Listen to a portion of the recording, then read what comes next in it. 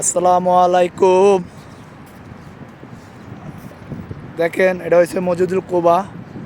আমাদের হজরত মোহাম্মদ সাল্লাহ সাল্লাম মদিনাতে যখন প্রথম আসে, সর্বপ্রথম এই মসজিদটা নির্মাণ করেন। মানে ওই আমলে তো ওই টাইমে তো ছোটো ছিল, এখন আস্তে আস্তে যত দিন যায় যত বড় হইতে আছে। দেখেন কত সুন্দর, অপরূপ সুন্দর মসজিদ।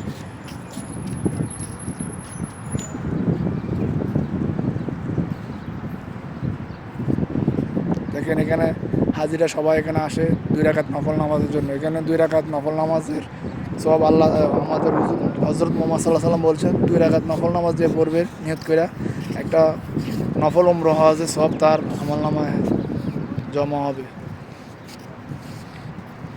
এই জন্য বিশেষ যত মুসলমান আছে সবাই হজে আসলে এখানে আসে 2 রাকাত নামাজের জন্য এবং মসজিদটা দেখার জন্য।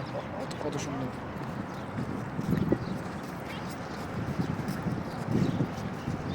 দেখেন, কত সুন্দর পরিবেশ।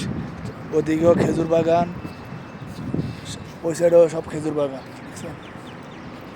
আর এখানে রোড।